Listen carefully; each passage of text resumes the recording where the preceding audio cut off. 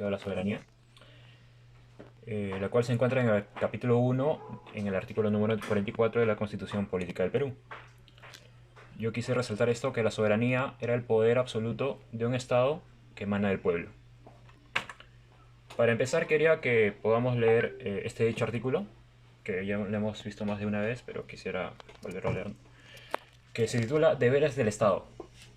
Son deberes primordiales del Estado defender la soberanía nacional, garantizar la plena vigencia de los derechos humanos y proteger a la población de las amenazas contra su seguridad, y promover el bienestar general que se fundamenta en la justicia y en el desarrollo integral y equilibrado de la nación. Asimismo, es deber del Estado establecer y ejecutar la política de fronteras y promover la integración, particularmente latinoamericana, así como el desarrollo y la cohesión de las zonas fronterizas en concordancia con la política exterior. Eh, Ahora entendamos un poquito qué es la soberanía, ¿no? La soberanía es el poder absoluto de un Estado que emana del pueblo o de la voluntad general y que se ejerce a través de instituciones.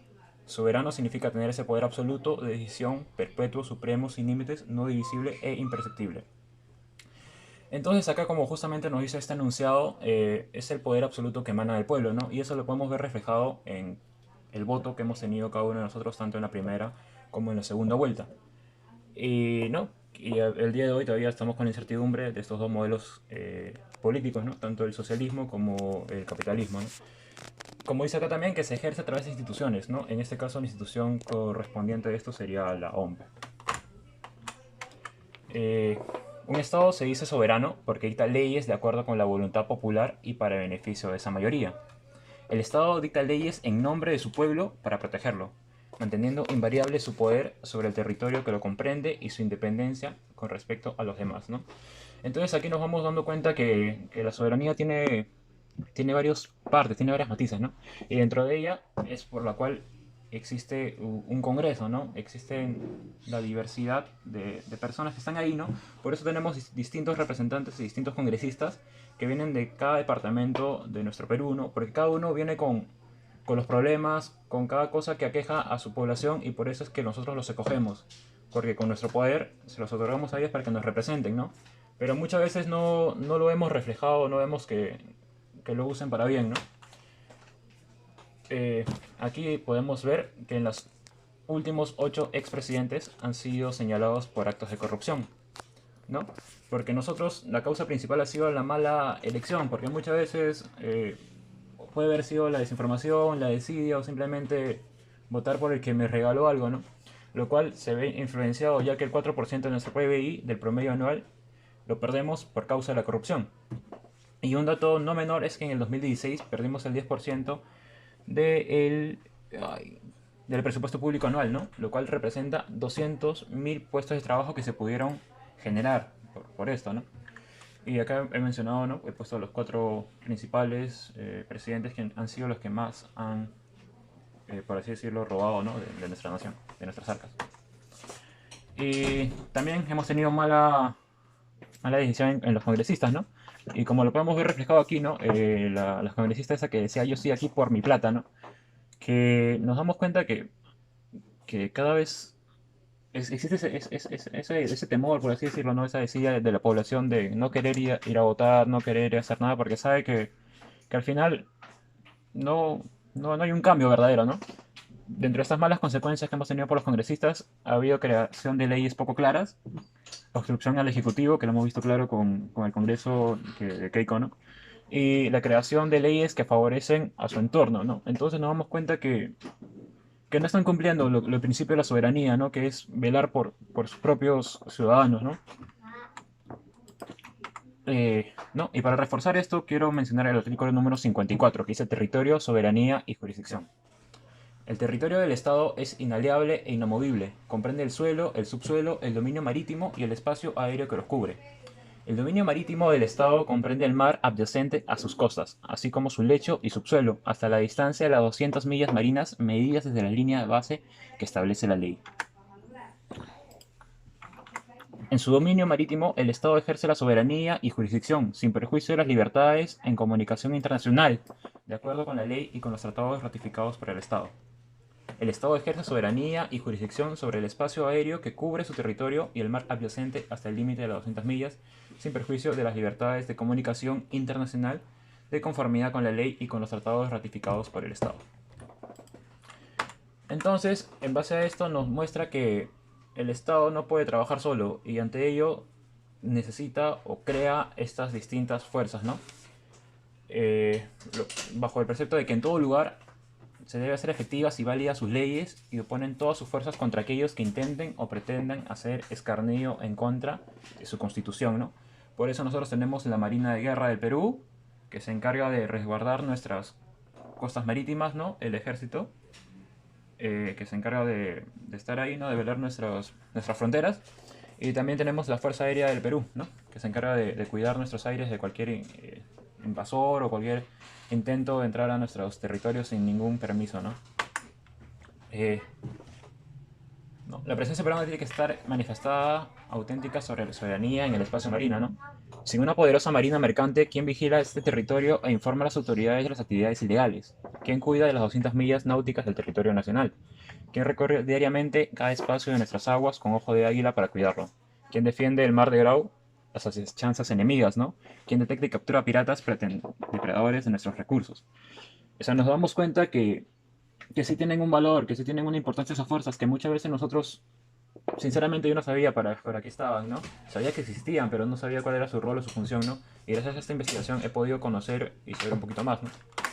Es necesaria una poderosa... ok.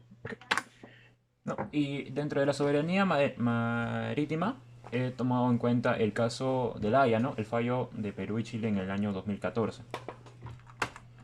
Eh, en resumidas cuentas, creo porque ya mi compañero Henry habló un poco de esto, ¿no? El Perú entró en un fallo por, a partir de la milla 80 hacia abajo, había una cierta de triángulo en el cual estaba en disputa, ¿no? Que por unos tratados antiguos supuestamente era de ambos, ¿no? Pero al final no fue así, ¿no? Porque no respetaban los tratados chilenos lo que se había fijado en ese tiempo. Así que lo llevamos al juicio, ¿no? A la Corte Internacional de La Haya, que finalmente nos dio el respaldo a nosotros. Que nos dijo que a partir de la línea de la milla 80, en perpendicular hasta la línea de las 200 millas chilenas, nos pertenecía a nosotros. ¿Y nosotros qué ganamos con esto? Ganamos 50.000 kilómetros cuadrados para nuestro país, ¿no? Dentro de las consecuencias fueron estas, ¿no? Perú gana 50.000 kilómetros cuadrados que tenía en disputa desde 1952 y 1954 por los tratados pesqueros hechos en dichos años. Lo que ganó Perú fue la obtención de especies de peces para su comercialización, pero debido a la falta de muelles hace que llegar a la área ganada sea muy alto el costo, ¿no? Entonces hemos ganado una cierta área, pero no hemos sabido aprovecharla, ¿no? Porque en el 2014 y estamos en 2021, 7 años han pasado y existen quejas, existen de pescadores que han querido llegar ahí, pero es muy difícil, los costos son muy altos y hasta el día de hoy no le hemos sacado provecho. Creo que ha sido una victoria, pero no hemos sabido cómo sacarle un rédito valorable para nuestro país, ¿no? Tomando como siguiente es la soberanía sobre el espacio terrestre, ¿no? Sobre esto yo quise tomar dos casos puntuales. El primero fue uno internacional. Queda 4 minutos, perdón, José, Ya te queda listo. 4 minutos. No, que se encarga de velar por nuestro territorio, ¿no? Pero bajo el principio de la soberanía es que un país toma decisiones sobre su propio territorio y nada puede influir sobre ello.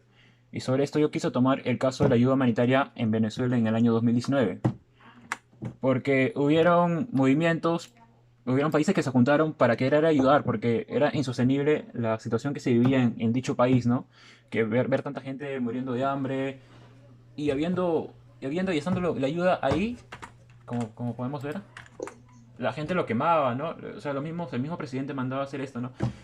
Y es que bajo ese mismo principio de la soberanía es que nadie puede influir dentro de tu país, ¿no? Y tomando ya un ejemplo netamente nacional, quería tomar la guerra de Cenepa de 1995, que fue una de las últimas guerras que tuvimos de manera internacional, que básicamente era la guerra en los 78 kilómetros de la frontera peruana con la ecuatoriana, que estaba por la cordillera del Cóndor, ¿no? Fue una guerra que duró cerca de 5 años Y al final, pues se respetó el tratado que ya era existente, ¿no? Se respetaron las fronteras y lo que Perú cedió fue 1 kilómetro cuadrado para que los ecuatorianos puedan sepultar a sus muertos en batalla, ¿no? Que fueron 14 soldados, ¿no? Que están en ese kilómetro cuadrado. Y como último quiero poner el espacio aéreo, ¿no? El caso que tomé en cuenta fue el de Latam Chile, la política de cielos abiertos con Chile, ¿no? Que esos fueron los tres principales, por así decirlo, traicionadores de nuestra patria, ¿no? Porque nosotros teníamos una línea aérea, ¿no? Que era propia del Perú, que era Aeroperú, ¿no?